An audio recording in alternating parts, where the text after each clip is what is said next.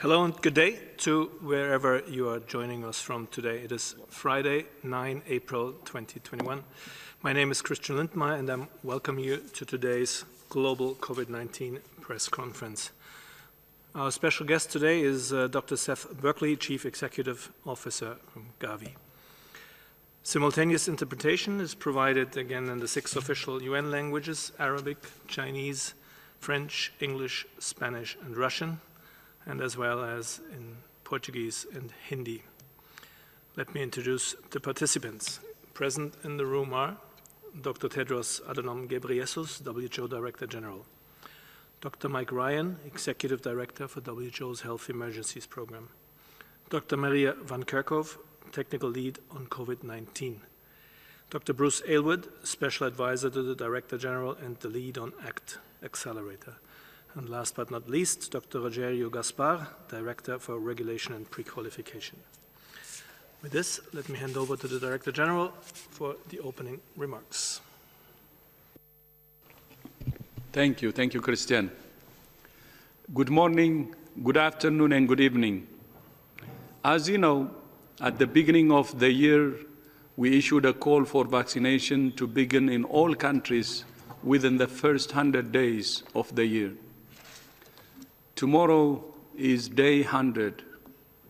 Out of 220 countries and economies, 194 have now started vaccination and 26 have not. Of those, 7 have received vaccines and could start, and a further 5 countries should receive their vaccines in the coming days. That leaves 14 countries who have not yet begun vaccination for a range of reasons. Some have not requested vaccines through COVAX, some are not yet ready, and some plan to start in the coming weeks and months.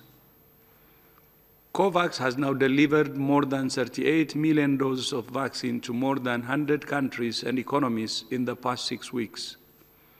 We are encouraged that almost all countries who want to start have now started. However, I emphasize the word start. Most countries do not have anywhere near enough vaccines to cover all health workers or all at-risk groups, never mind the rest of their populations. There remains a shocking imbalance in the global distribution of vaccines. More than 700 million vaccine doses have been administered globally, but over 87% have gone to high-income or upper-middle-income countries, while low-income countries have received just 0.2%. On average, in high-income countries, almost 1 in 4 people has received a vaccine. In low-income countries, it's 1 in more than 500. Let me repeat that. 1 in 4 versus 1 in 500. COVAX had been expecting to distribute almost 100 million doses by the end of March. But due to a marked reduction in supply, we have only been able to distribute 38 million doses. We hope to be able to catch up during April and May. COVAX works. It's a strong mechanism that can distribute vaccines faster and more efficiently than any other mechanism. The problem is not getting vaccines out of COVAX. The problem is getting them in. We understand that some countries and companies plan to do their own bilateral vaccine donations, bypassing COVAX for their own political or commercial reasons. These bilateral arrangements run the risk of fanning the flames of vaccine inequity.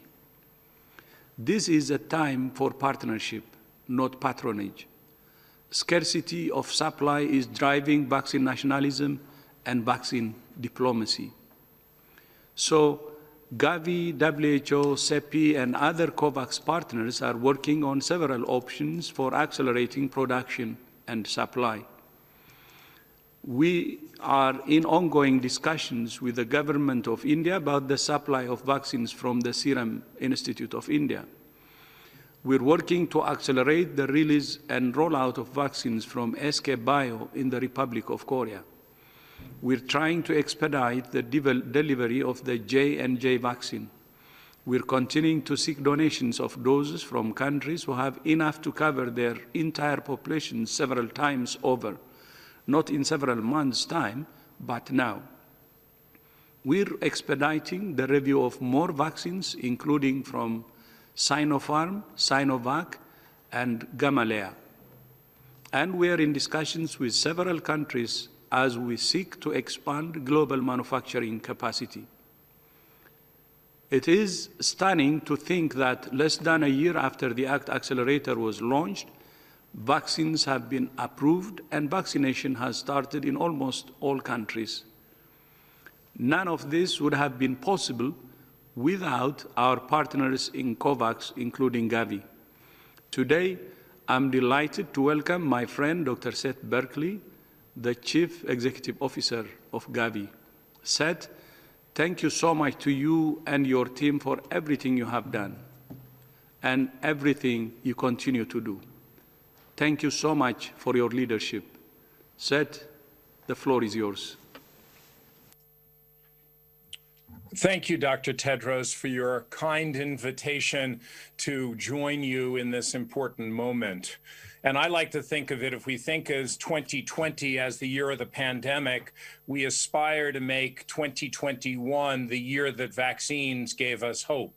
Of course, as the ACT Accelerator always says, we need to make sure we have a comprehensive response, and we fully agree with that. We need, obviously, diagnostics, treatments, as well as other non-pharmacologic interventions. But, of course, what we hope is that vaccines will change the dynamic of this illness. So we're on our path towards fulfilling the vision of rapid access to participants. You've mentioned more than 100 economies. Actually, I think today we're at 105 economies. In the 6 weeks we began the ex-India COVAX deliveries in the first 100 days of the year. And these are being used, as you said, to protect healthcare workers, the elderly, and other risk groups. So this is an important milestone, but of course we still have enormous amount of work ahead of us as we seek to deliver at least 2 billion doses this year, which includes securing access and funding for 1.8 billion doses on behalf of the 92 lower income economies eligible to be supported by the Gavi COVAX Advanced Market Commitment. Our emphasis now is on, as you say, finishing the countries that do not have access now, but most importantly, scaling up the volumes to meet those at highest risk. To do this, we need continued support from governments and manufacturers, because every time a bilateral deal gets done around the COVAX facility, it means less doses for COVAX and for equitable distribution. In the second half of the year, we will see more suppliers come online, and we'll be able to benefit from expanded production capacity at manufacturers that already are supplying to us. But again, it's critical that we have solidarity and work, because what we're now beginning to see are supply constraints, not just of vaccines, but also of the goods that go into making vaccines, the filters, the bags that are necessary, the media. So one of the challenges is how we make sure we optimize supply for all of the manufacturers so that we can continue this unprecedented scale up of vaccines. We're also talking to a number of high-income countries about sharing their surplus doses. We believe that this will be an important source of vaccines for COVAX in 2021. Lastly, we expect that lower-income countries will be able to buy additional vaccine doses through cost-sharing mechanisms we are developing, where they can purchase vaccines through COVAX, funded by multilateral development banks, therefore lifting the levels of protection further. Of course, we don't yet know exactly what 2022 is going to bring. Will we need new vaccines which are going to replace the existing vaccines? Will we need booster doses just because of immunity waning, or will we need vaccines that are specifically targeted at some of the variants? These are scientific questions that continue to need to be getting attention.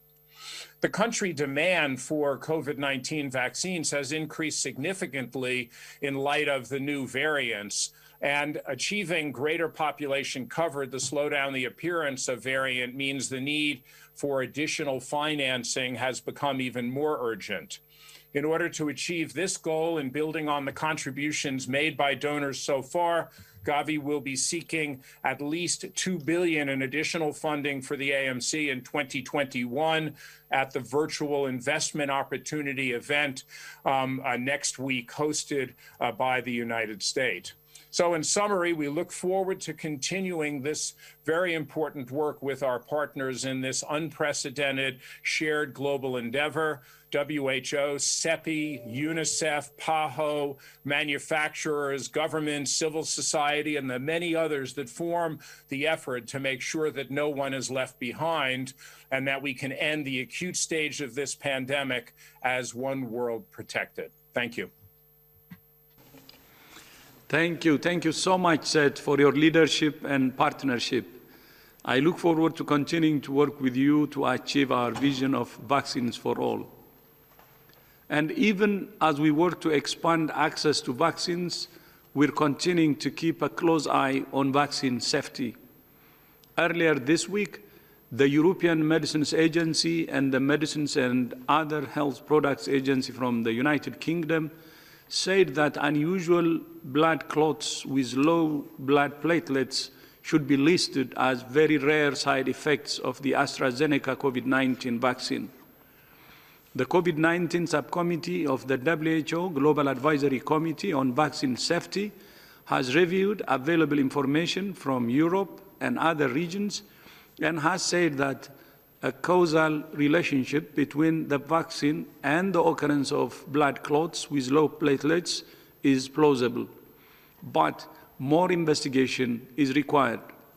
WHO, EMA, and MHRA continue to recommend that the benefits of the vaccine outweigh the risk of these very rare side effects. All vaccines and medicines carry a risk of side effects. In this case, the risks of severe disease and death from COVID-19 are many times higher than the very small risks related to the vaccine. And we continue to appeal to all people to please be careful. Vaccines are giving us light at the end of the tunnel, but we are not there yet. And vaccines are only one of the many tools we have to prevent infections and save lives. The right approach is a comprehensive approach. We must all continue to protect ourselves and those around us by making the right choices. We all have responsibilities as individuals and leaders in ending this pandemic. Christian, back to you.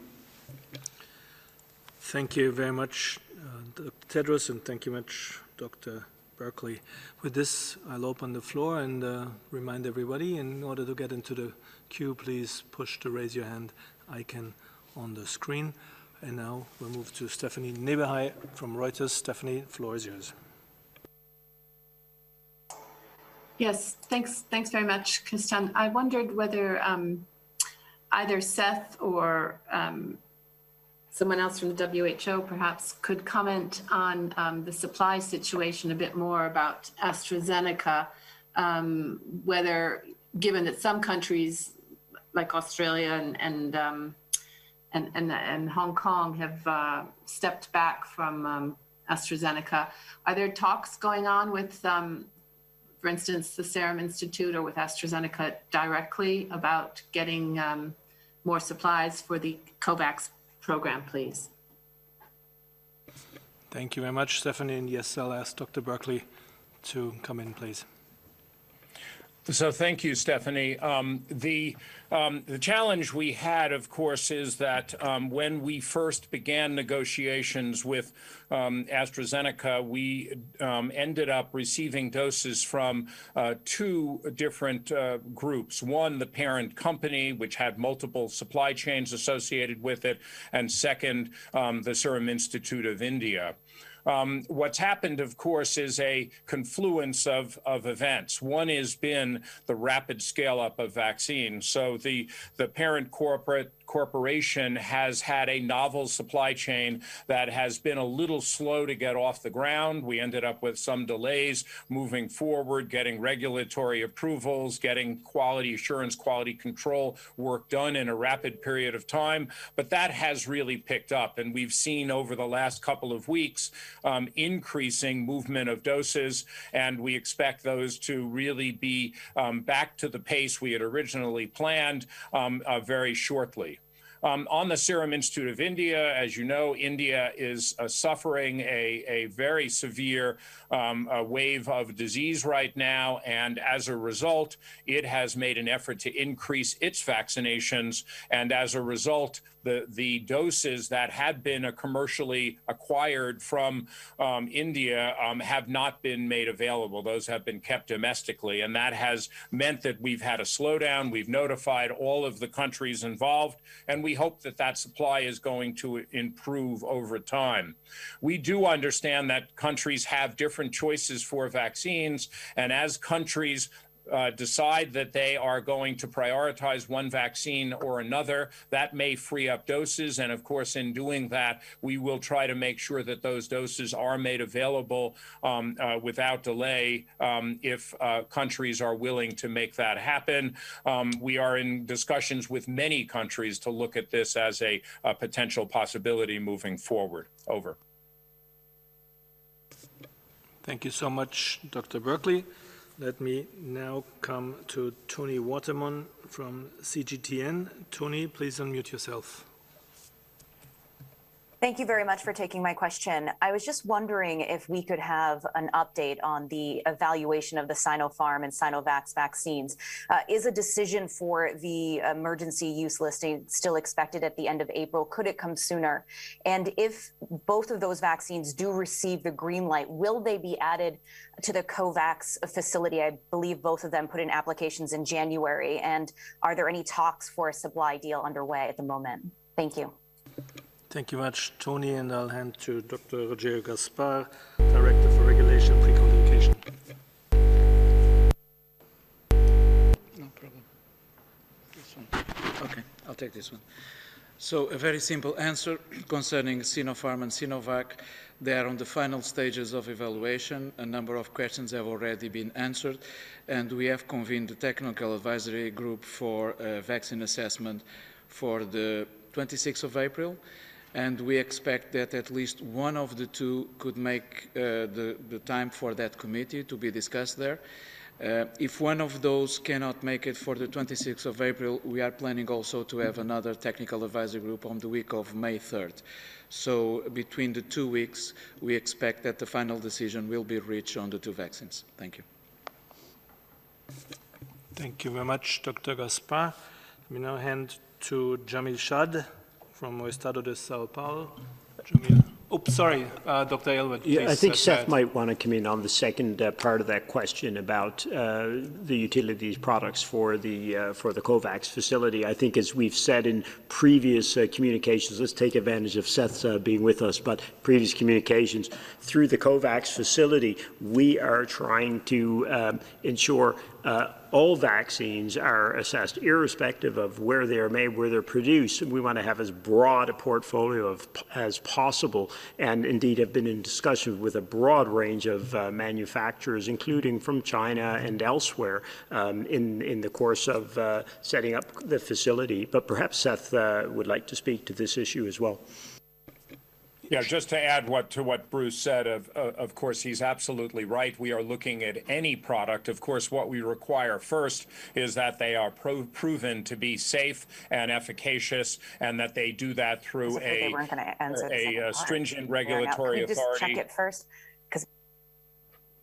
or through WHO pre-qualification or emergency use listing. But the second issue that we will be looking at, of course, is that the portfolio is well balanced and that there is cost effectiveness of the product. So there are a number of other steps that will be involved, but we are in discussions with all of the manufacturers that have vaccines out now, and we'll continue to do that until we determine that it makes sense to go ahead and purchase for the facility or not. Thank you very much all for your answers. That was Dr. Seth Berkley, and before it was Dr. Bruce Aylward, and apologies for trying to cut the answers short. Now let's move to Jamil Shad from Estado Sao Paulo. Jamil, please unmute yourself. Yes, Christian, can you hear me? Very well. Yes. Dr. Tedros, good afternoon. My question is about Brazil. At least one region in the country has more deaths than births at the moment, more than 4,000 deaths per day. My question to you is, if the federal government is not responding adequately, are you ready to go and talk straight to governors and mayors as well in order to get basically actions follow basically science and whatever recommendation you have? Are you ready to bypass, in a way, the federal government and talk straight to governors and mayors? Thank you very much. Dr. Tedros, please. Yeah, thank you very much. We're speaking to the federal government, and the latest was last Saturday, actually, with the newly appointed Minister of Health. And also we have discussed with other officials at the federal level. So that's, I hope, going to help with moving forward in our partnership. Thank you. Dr. Ryan Chan. Yeah, and just to add, as part of our normal technical cooperation with Brazil, our country office and our colleagues in PAHO very often work directly on technical and operational support at the state level. And in fact, we have a number of technical teams working at subnational level. But obviously, our political engagement remains with the federal government, which is appropriate for us as an organisation. Thank you so much for these answers. And now we move to Robin Millard from AFP. Robin, please unmute yourself.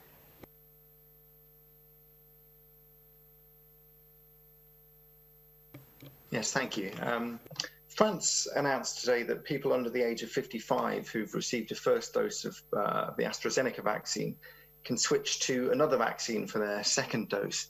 On the mixing and matching between vaccines, in February when SAGE issued its recommendations on AstraZeneca, there was no data at that point on which it could recommend either way on mixing and matching.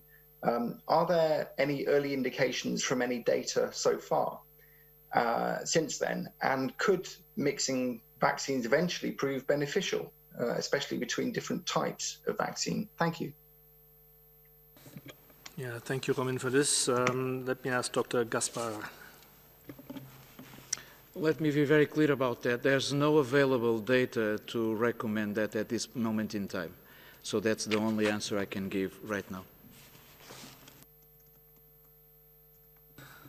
Thank you for a crisp clarification. And now we move to John Zarocostas from Lancet. John, please unmute yourself.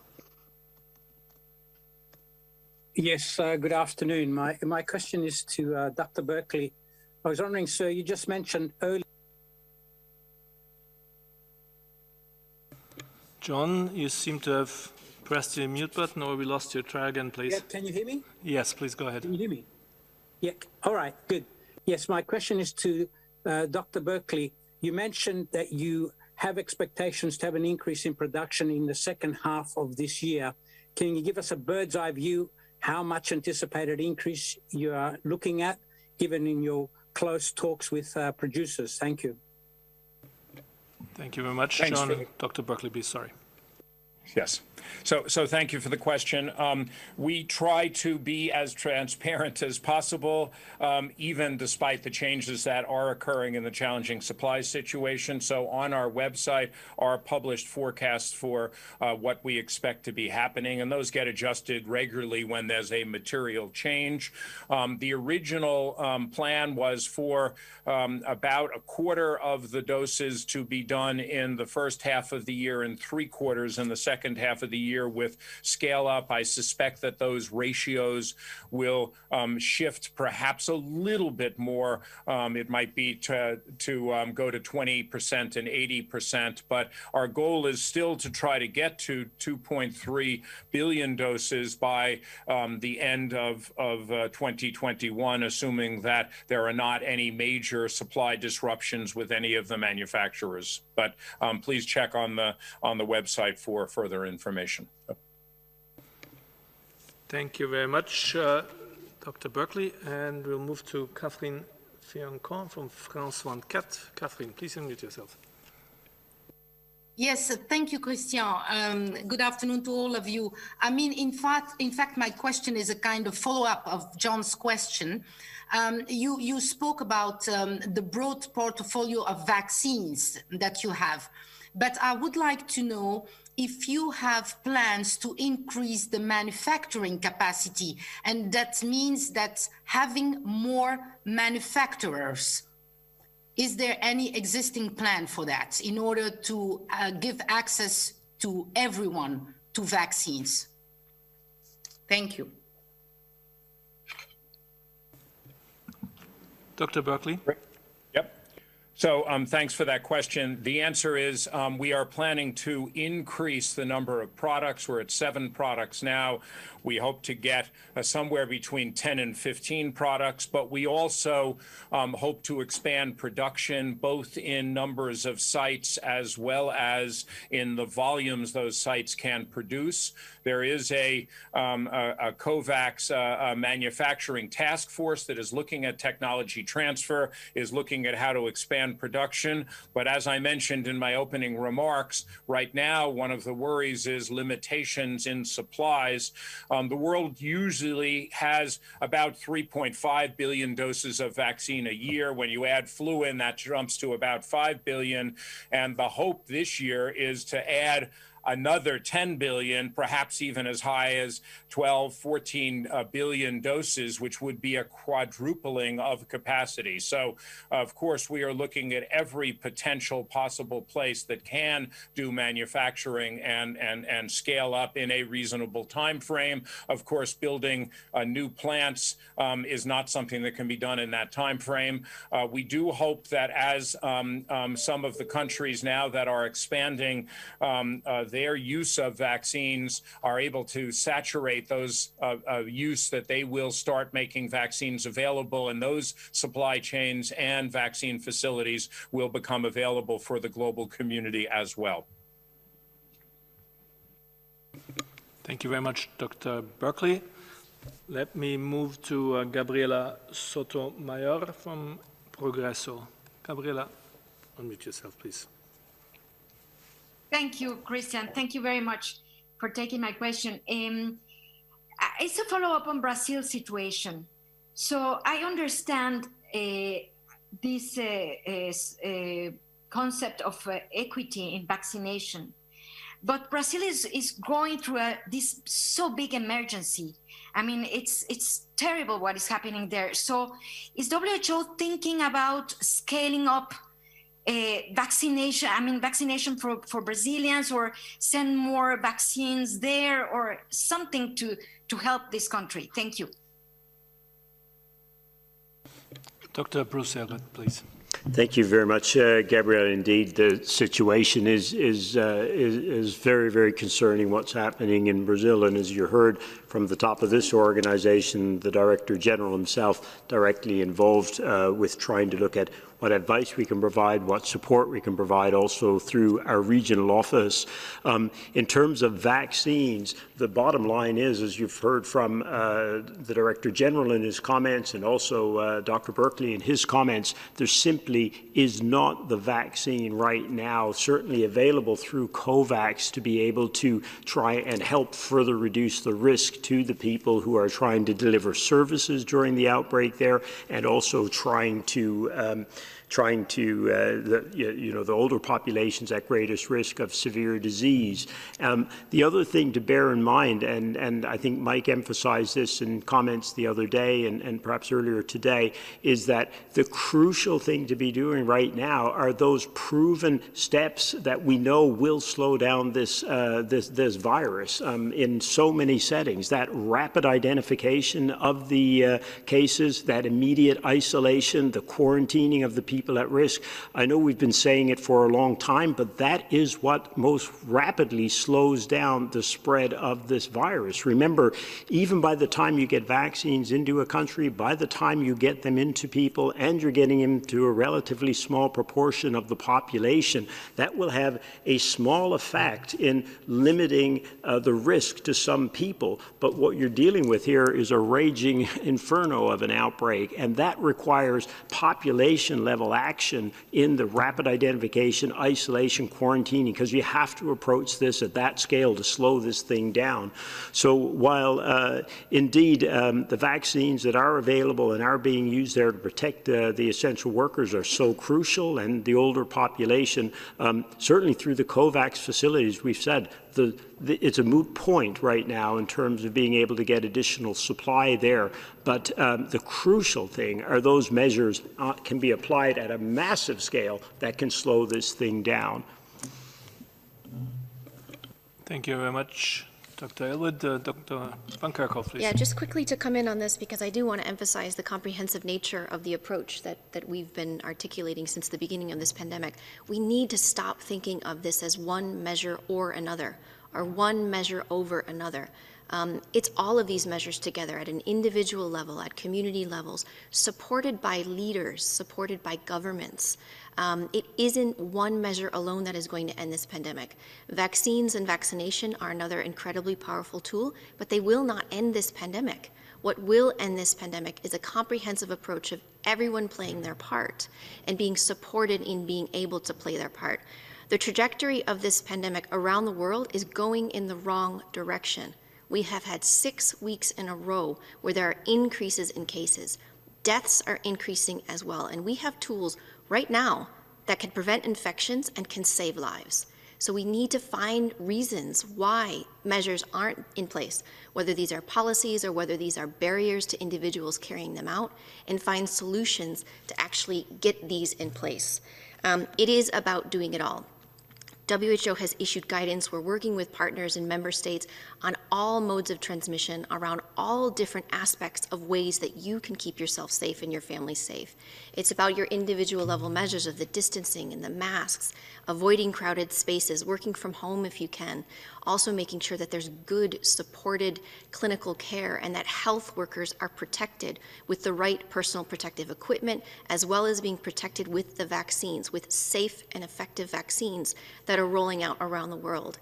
And while we are waiting for production to increase and taking steps to increase that production, countries are ready to implement. We need the vaccines in hand so that they can implement vaccination for those who are most at risk. But in the meantime, we have to keep staying the course and do everything that we can. We just really need to stop saying it's vaccine only, it's vaccine and there's a lot of things that all of us can do right now. Dr. Tedros, please. Yeah, I fully agree with what has been said, Bruce and Maria. The only thing I'd like to add is in our discussions with officials, including the minister, one area of discussion was how we can boost Brazil's local production for vaccines.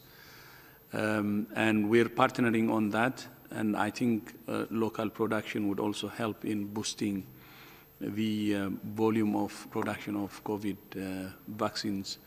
And Brazil has some capacity, and it will be a matter of boosting that, and we will continue to support them. Thank you very much, Dr. Tedros. No, we seem to be coming to the last question, and that one will go to Aswin Vashvinger from Observer Times India. Aswin, please unmute yourself. Thank you for considering my question. My question is it necessary to have a chart on number of citizen vaccination of individual country along with its contribution to WHO's COVAX vaccination? In India, the state of Maharashtra have Hafkin Institute for Training, Research and Testing, which has performed a pivotal role in polio vaccination in India. Why government of India had kept such institution out of production in order to fulfill COVID-19 vaccination demands for domestic and international vaccination supply? Can WHO intervene and suggest government of India to get production of COVID-19 vaccine through Hafkin Institute? Thank you. Thank you very much, Aswin, and let me hand to Dr. Aylward. Yeah, thank you, Christian. I'm afraid I didn't quite follow the first part of the question, but I think it was about understanding what vaccines are being used where, and certainly that information is available on the COVAX website, on the WHO website, and also on the UNICEF website. We try to ensure as much transparency as possible, certainly in terms of the vaccines that are being used through the COVAX facility, and how many doses from SII, how many doses of AstraZeneca vaccines, etc., and then even which countries these are being allocated to. A core principle of the COVAX facility has been that all participants, and indeed anyone in the world, can have visibility on what's happening where. So there's a lot of work in that regard. With respect to optimizing the use of available production capacity, be expanding vaccines production globally, every single country right now is looking at their options in that regard and in discussions. And I think there's no country that's got as much experience in this regard as India does. And of course, there's a wide range of producers, a number of whom are already engaged in, if not production of COVID vaccines that are licensed already. They're already looking at the development of such products. And I do know as well, in fact, we've been working closely with the ministries in the government that are responsible for supporting the production of medical products, and they have been working very hard with the institutions throughout India and potential producers who may be able to scale up production. So I think around the world we're seeing a common commitment, interest of governments to promote as much production as possible through as many sites as possible. From the WHO side, as Seth alluded to earlier, we're establishing now within COVAX a COVAX task force that will be focused to really bring even more, let's say, attention to this issue of expanding production. And WHO and CEPI, along with Gavi, will be leading up this effort to try and ensure that if there is underutilized capacity anywhere that does need support from any one of these agencies, we will do anything possible to help further expand production capacity globally. Thank you very much, Dr. Aylward. With this, we come to the end of our briefing today, and I will ask Dr. Seth Berkley for any closing remarks. Thank you very much. Thank you. I just wanted to come in on that last question because I think in that question, again, I had a hard time hearing it as well. I think he mentioned the issue of polio vaccines.